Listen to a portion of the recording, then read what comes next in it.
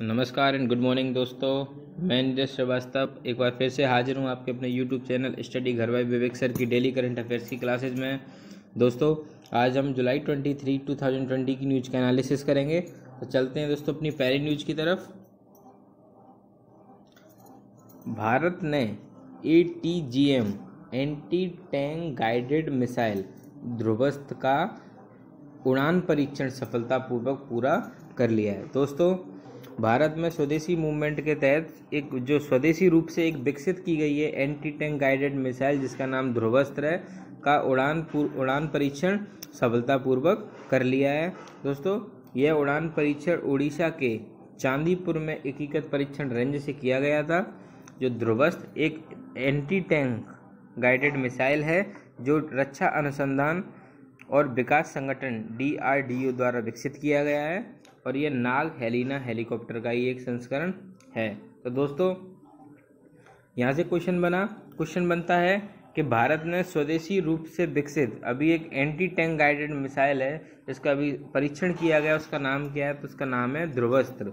और दोस्तों इस उड़ान का परीक्षण कहाँ से किया गया है? तो इस ध्रुवस्त्र उड़ान का परीक्षण है वो किया गया है उड़ीसा के चांदीपुर परीक्षण रेंज से। तो दोस्तों ये ध्रुवस्त्र मिसाइल है, इसके बारे में अपन और अधिक आगे जानते हैं। ध्रुवस्त्र हेलीकॉप्टर लॉन्च की गई एक एंटी टैंक गाइडेड मिसाइल है जो हवा से फायर करके दुश्मनों के बंकर, बख्तरबंद वाहनों और मुख्य युद्धक टैंकों को तबाह करने में सक्षम है। दोस्तों जो ध्रुवस्त्र अभी जो anti tank guided missile launch की गई है, ये इसकी जो खासियत है वो ये है कि ये हेलीकॉप्टर्स के द्वारा लॉन्च की जाती है और एक एंटी टैंक गाइडेड मिसाइल है जो कि हवा में से फायर करेगी। हवा में फायर करके दुश्मनों के जो बंकर होंगे, बख्तरबंद जो वाहन होंगे और उनके टैंकों को तबाह करने में सक्षम है। इसीलिए इसे दुनिया की सबसे उन्नत एंटी टैंक हथियारों में से एक माना जाता है। तो दोस्तों ये भारत की आर्मी के लिए एक बहुत बड़ी उपलब्धि है कि उन्होंने एक ऐसी मिसाइल तैयार की है जो कि दुश्मनों के बंकरों को नष्ट करने में सक्षम है। उस मिसाइल का नाम क्या है? उस मिसाइल का नाम है ध्रुवस्त्र। तो दोस्तों ये नाम आपको यहाँ पे याद रखना होगा। अब इस न्यूज़ से अपन फैक्ट क्लियर करते हुए चलते हैं कि जो DRDO है अपना रक्षा अनुसंधान और विकास संगठन, इसके जो अध्यक्ष हैं उनका नाम है G सतीश रेड्डी और दोस्तों इसका हेड ऑफिस है वो है नई दिल्ली के अंदर। तो दोस्तों यहाँ से क्वेश्चन क्लियर होता है अपना कि भारत ने स्वदेशी रूप से विकसित पहली अपनी जो एंटी टैंक मिसाइल है उस मिसाइल का नाम है ध्रुवस्त्र जो कि हवा से फायर करेगी, हवा से फायर करके दुश्मनों के बंकर आदि को नष्ट करने में सक्षम है। आगे चलते हैं दोस्तों अपनी नेक्स्ट न्यूज़ की तरफ। प्रकाश चंद्र कांडपाल को गैर जीवन बीमा कंपनी SBI जनरल इंश्योरेंस का प्रबंध निदेशक और मुख्य कार्यकारी अधिकारी नियुक्त किया है। दोस्तों यहाँ से क्वेश्चन बना कि SBI जनरल इंश्योरेंस कंपनी का प्रबंध निदेशक और मुख्य कार्यकारी अधिकारी किसे बनाया गया है? तो उनका नाम है प्रकाश चंद्र कांडपाल।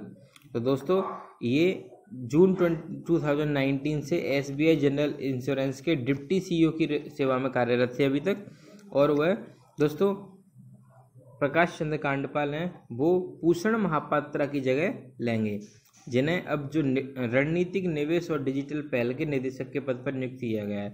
तो दोस्तों क्वेश्चन यहाँ से ये बनता है कि प्रकाश चंद्र कांडपाल ने किन की जगह उन्हें अपॉइंट किया गया है? तो उनका नाम है भूषण महापात्रा। अब भूषण महापात्रा को रणनीतिक निवेश और डिजिटल पहल का निदेशक डायरेक्टर बना दिया गया है। दोस्तों वन लाइनर क्वेश्चन यहाँ से अपना ये तैयार होता है कि SBI जनरल इंश्योरेंस के MD और CEO हैं, उनका नाम क्या है? तो उनका नाम है प्रकाश चंद्र कांडपाल। दोस्तों वन लाइनर क्वेश्चन में ये क्वेश्चन आपको आसानी से आ सकता है तो इसको आपको याद रखना होगा। आगे चलते अपनी नेक्स्ट न्यूज़ की तरफ। NDMC national mineral development corporation, जिसे NDMC के नाम से जाना जाता है, जिसको राष्ट्रीय खनिज विकास निगम कहते हैं, उसका अध्यक्ष और प्रबंध निदेशक सुमित देव को बनाया गया है। तो दोस्तों वन लाइनर क्वेश्चन में यहाँ से सबसे बड़ी न्यूज़ बनती है कि NDMC के जो नए अध्यक्ष और प्रबंध निदेशक हैं CMD हैं, उनका नाम क्या है? तो उनका नाम है सुमित देव। अब देव वर्तमान में NDMC के निदेशक के पद पर कार्यरत हैं एनडीएमसी के सीएमडी के रूप में उनका कार्यकाल 28 फरवरी 2023 तक का रहेगा। वे एनडीएमसी के सीएमडी के रूप में एन ब्रजेंद्र कुमार को स्थान लेंगे, जो 31 जुलाई 2020 को सीएमडी के पद से सेवानिवृत्त होंगे। तो दोस्तों यहाँ से क्वेश्चन ये बना कि एनडीएमसी की सबसे पहले तो एनडीएमसी की फुल फॉर्म क्या होती है। तो एनडीएमसी होता है नेशनल मिनरल डेवलपमेंट कॉरपोरेशन। इसके जो अध्यक्ष और प्रबंध निदेशक हैं उनका नाम है सुमित देव। तो आगे चलते हैं दोस्तों। और दोस्तों ये सुमित देव किसको टेक ओवर करेंगे, किसके स्थान। तो उनका नाम है एन ब्रजेंद्र कुमार, जिनका कि अभी अभी सेवानिवृत्ति हो रही है 31 जुलाई को। तो दोस्तों एक क्वेश्चन यहाँ से ये भी बनता है कि इनका सुमित देव इनका कार्यकाल कब तक का रहेगा। तो वो कार्यकाल 28 फरवरी 2023 तक को रहेगा। तो आगे चलते हैं दोस्तों अपनी नेक्स्ट न्यूज़ की तरफ। दोस्तों कोरोना जो महामारी है, इसको देखते हुए कई देश अपनी इस वैक्सीन बनाने में प्रयासरत हैं, वैक्सीन बनाने में लगे हुए हैं। इसी पहल के तहत ऑक्सफोर्ड ने वैक्सीन के मानव परीक्षण के जो नतीजे टेस्ट किए थे उन्होंने, वो उनके पॉजिटिव आए हैं। दोस्तों इसी न्यूज़ पर अपन आगे डिटेल में अध्ययन करते हैं। ऑक्सफोर्ड यूनिवर्सिटी द्वारा विकसित और एस्ट्राजेनेका पीएलसी द्वारा समर्पित कोविड-19 वैक्सीन के इंसानों पर किए गए परीक्षण में सकारात्मक परिणाम सामने आए हैं। दोस्तों ऑक्सफोर्ड यूनिवर्सिटी द्वारा जो एक एस्ट्राजेनेका पीएलसी द्वारा एक कोविड-19 के वैक्सीन के इंसानों पर परीक्षण किए गए हैं, जिनके के पॉजिटिव रिजल्ट सामने आए हैं। दोस्तों इसके जो रिसर्चर हैं, शोधकर्ता हैं, उन्होंने अपने प्रायोगिक कोविड-19 वैक्सीन में ये पाया है कि इसमें 18 से 55 वर्ष की आयु के लोगों में दुगनी प्रतिरक्षा क्षमता उत्पन्न, यानी शरीर में एंटीबॉडीज भी बनाई और इम्यून सिस्टम को मजबूत करने का काम भी किया है। तो दोस्तों ऑक्सफोर्ड द्वारा इस वैक्सीन के रोग को रोकने और संचरण को कम करने के लिए डिजाइन किया गया है। Jenner Institute of Oxford University के निदेशक डॉक्टर एड्रियन हिल इस वैक्सीन के बारे में बताते हैं कि this vaccine triggers both arms of the immune system, यानी यह टीका प्रतिरक्षण प्रणाली के दोनों पहलुओं को ट्रिगर करता है। तो दोस्तों यहाँ से अपन यही देखते हैं कि ऑक्सफोर्ड यूनिवर्सिटी के सबसे पहले जो ये एक क्वेश्चन यहाँ से ये बनता है कि Jenner Institute of Oxford University के निर्देशक हैं, उनका नाम क्या है। तो उनका नाम है डॉक्टर एड्रियन हिल। तो दोस्तों इन्होंने इस वैक्सीन पर कार्य करते हुए उन्होंने ये बताया है कि जो 18 से 55 वर्ष की आयु के जो लोग हैं उनमें दुगनी प्रतिरोधक क्षमता उत्पन्न, यानी शरीर में एंटीबॉडीज भी बनाई जा रही हैं और इम्यून सिस्टम को मजबूत करने का भी काम किया गया है। तो दोस्तों कहीं ना कहीं ये एक अच्छी न्यूज़ है कोरोना महामारी को देखते हुए। आगे चलते हैं दोस्तों। ब्रिटिश मेडिकल जर्नल लासेंट के अनुसार इस वैक्सीन को आधिकारिक तौर पर ADZ1222 के रूप में जाना जाता है, जिससे उन सैकड़ों लोगों को सुरक्षात्मक प्रतिरक्षा प्रतिक्रिया मिली है जिन्हें इसकी खुराक दी गई थी और उनमें किसी भी तरह के गंभीर प्रभाव का संकेत नहीं मिला है। द लासेंट मेडिकल जर्नल में प्रकाशित परीक्षण परिणामों के अनुसार कोविड-19 वैक्सीन के कोई भी गंभीर साइड इफेक्ट सामने नहीं आए हैं और 2 खुराक लेने वाले सबसे मजबूत इम्यूनिटी के साथ साथ बचाव और टी सेल प्रतिरक्षा प्रतिक्रिया भी देखी गई है। इस ट्रायल के दौरान 90% लोगों में वैक्सीन की एक डोज से ही एंटीबॉडी विकसित हो गई, जिसने वायरस को खत्म कर दिया। सिर्फ 10% लोगों को दूसरी डोज देनी पड़ी, लेकिन दूसरी डोज के बाद इन सभी 10% लोगों में एक एंटीबॉडी बन गई। तो दोस्तों ये बहुत अच्छी न्यूज़ है कोरोना महामारी को देखते हुए कि एक कोविड-19 वैक्सीन में एक ऐसी दवाई उन्होंने इजाद की है कि जिसकी एक ही डोज से मानव शरीर के अंदर एंटीबॉडी विकसित हो जाती है और जो कोरोना वायरस को बिल्कुल ख़त्म कर देती है। तो दोस्तों ये जो AZD1222 वैक्सीन है वो ऑक्सफोर्ड यूनिवर्सिटी द्वारा विकसित परीक्षण के चरण 3 में प्रवेश कर चुकी है, जिसे चिकित्सा विशेषज्ञ वैक्सीन के तंत्र को समझने के लिए हजारों लोगों को इसकी खुराक देंगे।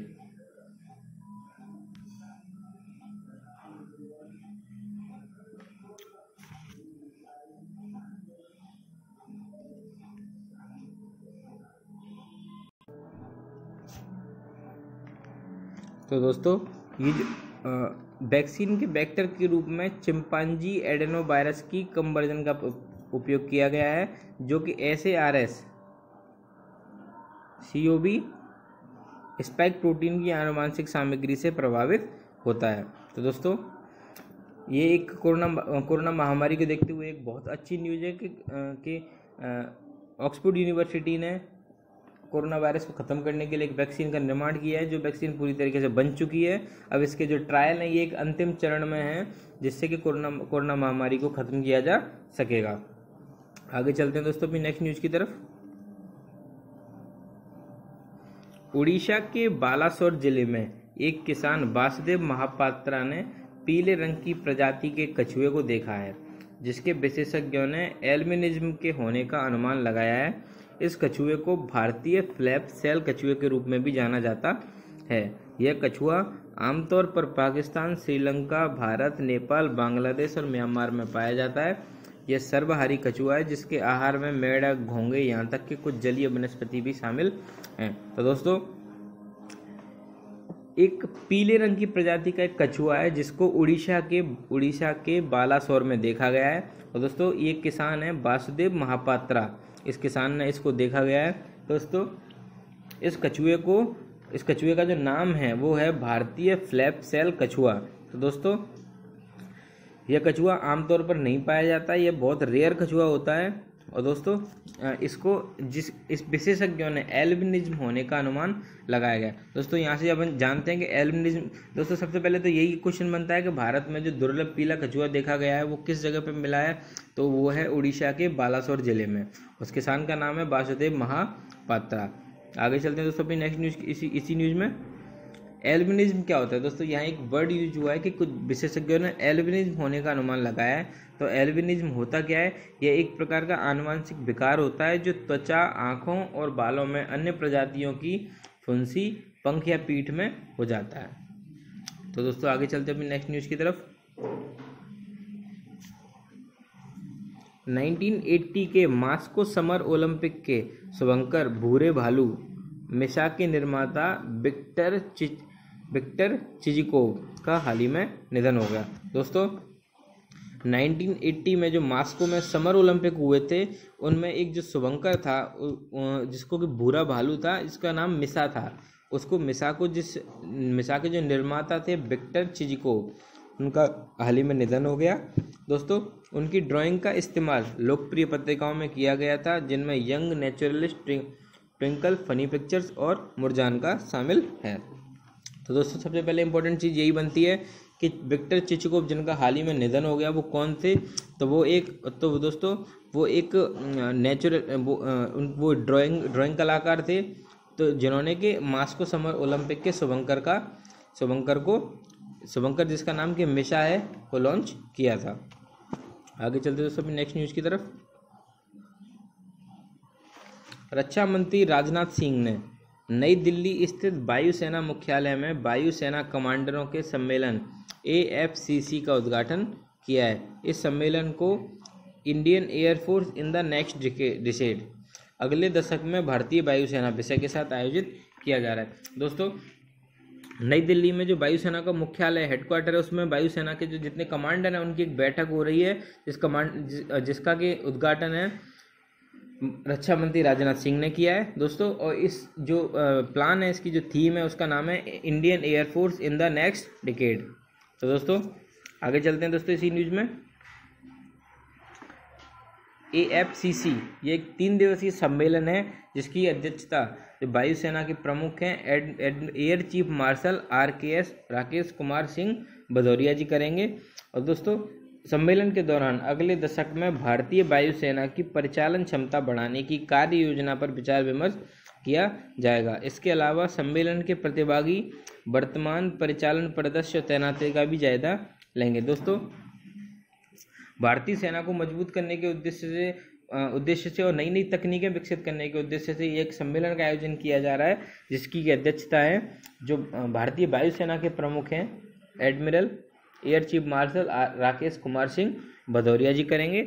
दोस्तों आगे चलते अपनी नेक्स्ट न्यूज़ की तरफ। दोस्तों यहाँ से क्वेश्चन यही बन सकता है कि जो 3 दिन का सम्मेलन हो रहा है। इस सम्मेलन का आयोजन कहाँ हो रहा है? तो वो नई दिल्ली के अंदर हो रहा है। इसका उद्घाटन किसने किया है? वो रक्षा मंत्री राजनाथ सिंह जी ने किया है।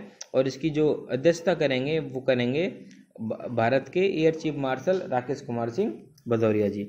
आगे चलते हैं सभी नेक्स्ट न्यूज की तरफ। DRDO रक्षा अनुसंधान और विकास संगठन, जो DRDO के नाम से जाना जाता है, के द्वारा भारतीय सेना को भारत नामक एक ड्रोन सौंप दिया गया है। दोस्तों, स्वदेशी रूप से विकसित किए गए ये ड्रोन है पूर्वी लद्दाख में एक्चुअल लाइन ऑफ कंट्रोल, जिसके LAC के नाम से जाना जाता है, के अधिक ऊंचाई वाले क्षेत्रों सहित पहाड़ी इलाकों में सटीक निगरानी करने के उद्देश्य से दिए गए हैं। दोस्तों, पूर्वी लद्दाख क्षेत्र में सीमा पार में जो गतिविधियों पर नज़र रखने के लिए भारतीय सेना को DRDO ने भारत ड्रोन करके एक ड्रोन दिए गए हैं, जो कि ऊंचाई वाले पहाड़ी इलाके हैं उनमें सटीक निगरानी करेंगे। तो दोस्तों, ये जो भारत ड्रोन है ये दुनिया के सबसे हल्के और तेज ड्रोन निगरानी प्रणाली में से एक है, जिसे भारत में बनाया गया है। दोस्तों, भारत में स्वदेशी मूवमेंट के तहत ये चीज़ें तैयार की जा रही हैं। तो ये जो भारत ड्रोन बनाया गया है ये दुनिया का सबसे हल्का और सबसे तेज ड्रोन है। जिस भारत ड्रोन कृत्रिम बुद्धिमत्ता से लैस है, जो ड्रोन को दोस्त से दुश्मन तक का पता लगाने में मदद करता है और उसके अनुसार कार्रवाई करने में भी मदद करता है। इसे अत्यधिक ठंडे मौसम के तापमान में काम करने के लिए बनाया गया है। दोस्तों, लद्दाख क्षेत्र में बहुत अधिक ठंड होने के कारण इस ड्रोन के द्वारा उन क्षेत्रों में निगरानी करने के उद्देश्य से इस ड्रोन को बनाया गया है। ड्रोन को बेहद खराब मौसम में करने के लिए विकसित किया गया है। इतना ही नहीं, बल्कि ड्रोन मशीनों के दौरान सीधा वीडियो प्रसारण भी प्रदान करने में सक्षम है और साथ ही इसे रात में काम करने की भी क्षमता है। यह उन घुसपैठियों का पता लगा सकता है जो घने जंगलों में छिपे होते हैं। तो दोस्तों, यह निगरानी करने के लिए एक बहुत अच्छी चीज़ बनाई गई है, एक बहुत अच्छा ड्रोन बनाया गया है, जो कि भारतीय सेना को जो पूर्वी लद्दाख का क्षेत्र है उस लद्दाख क्षेत्र में निगरानी करने में बहुत अधिक मदद प्रदान करेगा। तो दोस्तों, भारतीय सेना का जो हेडक्वार्टर है वो नई दिल्ली के अंदर है और भारतीय थल सेना अध्यक्ष है, उनका नाम है मनोज मुकुंद नरवाने। तो दोस्तों, जैसे क्वेश्चन यही बनता है कि रक्षा अनुसंधान ने भारत को जो ड्रोन सौंपे उन ड्रोन का नाम क्या है? तो इस ड्रोन का नाम है भारत। और दोस्तों, ये किस क्षेत्र में निगरानी के लिए लगाए गए हैं? तो ये पूर्वी लद्दाख में एक्चुअल लाइन ऑफ कंट्रोल के क्षेत्र में लगाए गए हैं। तो दोस्तों, आगे चलते हैं नेक्स्ट न्यूज की तरफ।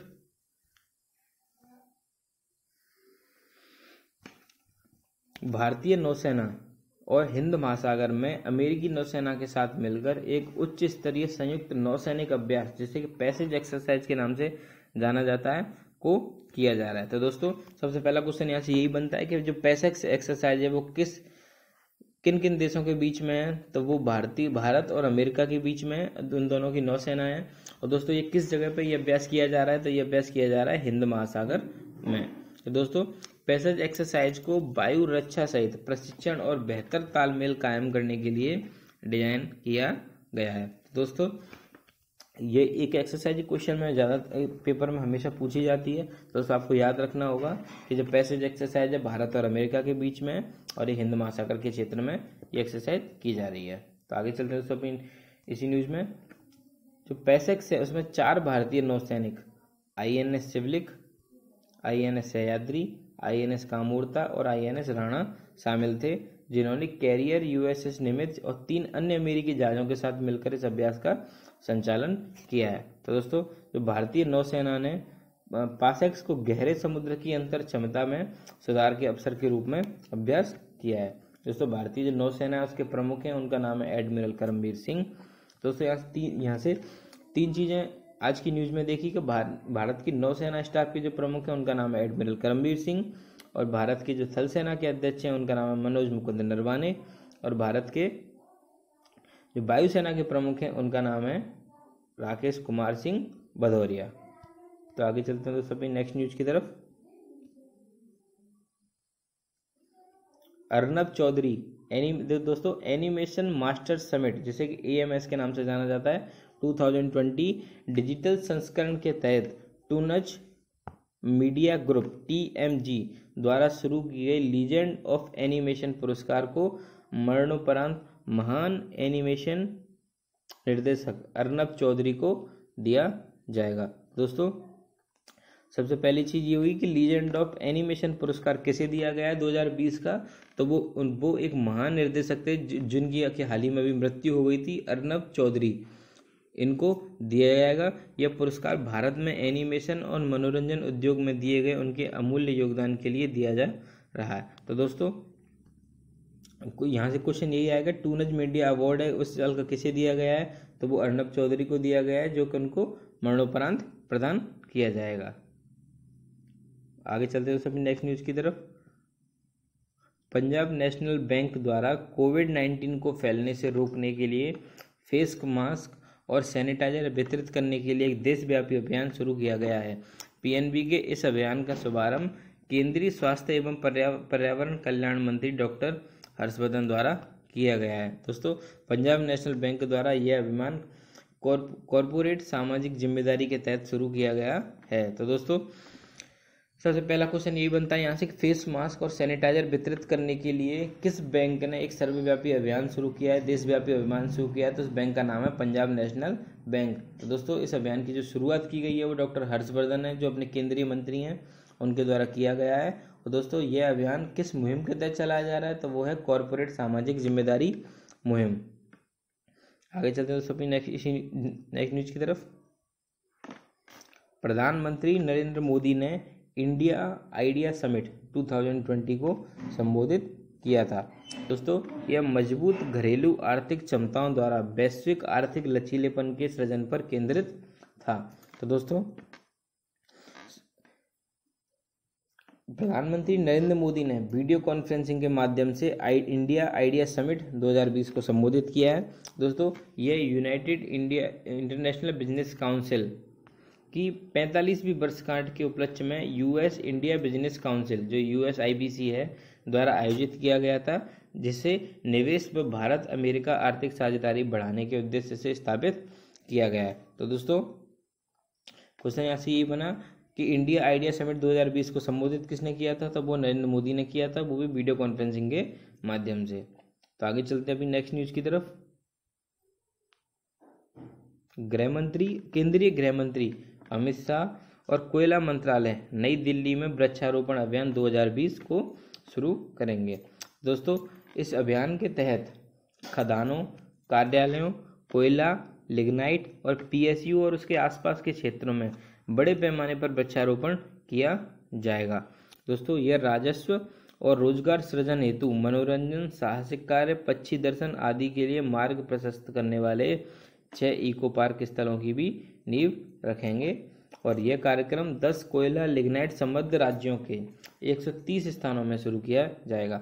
दोस्तों सबसे पहला क्वेश्चन यहाँ से यही बनता है कि वृक्षारोपण अभियान 2020 शुरू, गृह मंत्री वृक्षारोपण अभियान 2020 शुरू कहाँ पर हुआ है, तो वो दिल्ली, जो नई दिल्ली में प्रारंभ हुआ है।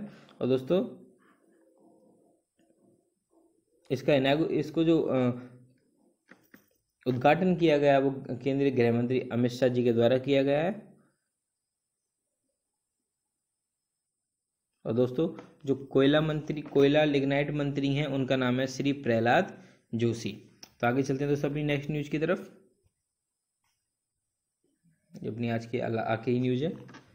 रेलवे सुरक्षा बल रेलवे प्रोटेक्शन फोर्स RPF के महानिदेशक अरुण कुमार को 2 वर्ष के लिए UIC यूनियन इंटरनेशनल डेट कमिंस international union of railway security platform का उपाध्यक्ष नामित किया गया है। तो दोस्तों सबसे पहला क्वेश्चन यहाँ से यही बना कि रेलवे RPF का सिक्योरिटी प्लेटफॉर्म का उपाध्यक्ष किसे बनाया गया, तो वो अरुण कुमार जी को बनाया गया है 2 साल के लिए। दोस्तों उन्होंने वह जुलाई 2022 से 2024 तक UIC यूनियन इंटरनेशनल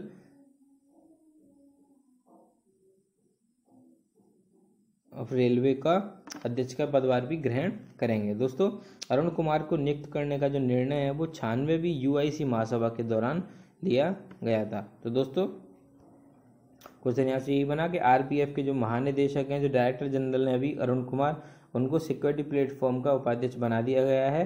तो दोस्तों ये थे आपके आज के करंट अफेयर्स। अगर आपको मेरे द्वारा बताए गए करंट अफेयर्स पसंद आए हो तो लाइक और सब्सक्राइब करना ना भूलें।